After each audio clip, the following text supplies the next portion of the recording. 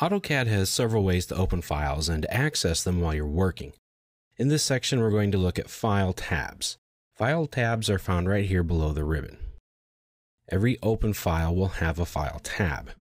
They look like the tabs from an old file folder that you would use in a filing cabinet, thus the name. They're very simple to use. Now, there is a tab displayed for every file that you have opened, as I said earlier, and you just click that tab of the file that you want to make current. So if I have a second file, let's just open something up. I'm going to open up something I have on my hard drive. And you can just open up another file, or you can just watch along. Okay, now you see here that I have two files, drawing number 1, and then this 3D seating file.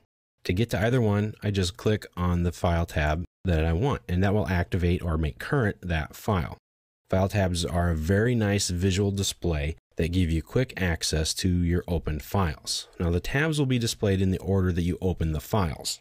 Of course, you can drag and drop the tabs to change their order if you want. Just left click and drag it over.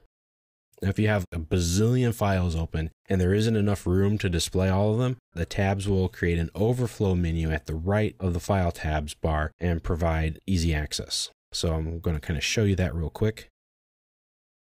I'm going to open up a whole bunch of files, and this will take a few seconds for it to open all these. But as you can see, the tabs are being displayed as the files are being opened.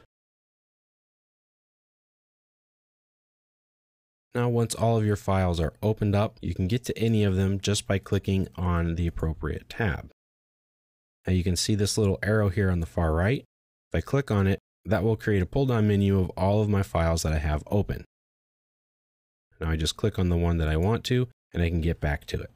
So it's pretty easy and straightforward to use. Now, if a file is opened as read-only file, you can see here this file called Legs Finished has a little lock icon on here. That means I can't save the file. So that's a nice little feature to help you know that that is a read-only file. Now, sometimes you'll see an asterisk by a file, as in drawing 1. That means that the file has been modified but not saved yet. It's a nice little visual cue that I found very useful. When you pass the cursor over a file tab, preview images of your model and layout tabs are going to be displayed. So if you just click on any of those, you can go to that model space tab for that file, or you can go to your layout tab for that file. We'll talk more about paper space and layout and model tabs later on. Now, when you hover over one of these options, you get a plot or a publish option. You can do that for your model space tab or for a paper space tab. Now, that will allow you to print or publish that one drawing. You may have noticed this plus icon over here on the far right. This enables you to easily create new drawings automatically. So if you click it, it brings you to what's called the New tab. Now, the New tab is where you can get a lot of different information. Here you can go to recent documents. So if it's something you've had open recently, you can click on it and it will open. Or you can go to the Get Started section. Here, if you click, it will take you to your templates, and you can get to your different template files, and you can start a new drawing from there. Here, you can go to Open Files, open a sheet set, or get more templates online, or explore some sample files. So once you click that plus sign, you can start to create a new file. Click on the templates. I'm going to click acad.dwt and start a new drawing. Of course, if you want to close any of these files, just go to the tab, go to the little X on the right side of it, and click it.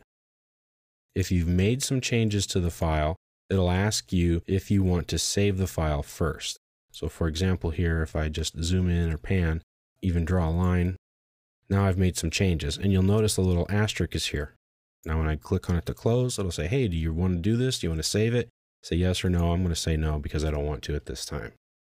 Now, if you go to the ribbon and you go to the View tab, you'll see a little button here in the interface panel called File tabs. If you click it, it'll turn them off. If you click it again, it'll turn them back on. So if you want to use them or you don't want to use them, that's completely up to you. I'm going to go ahead and leave them on because when I work, I usually have multiple files open at one time and I need to navigate quickly between them. So I usually leave it on. but it's all completely up to you. If you need this little bit of drawing space back into your drawing area, that's perfectly fine.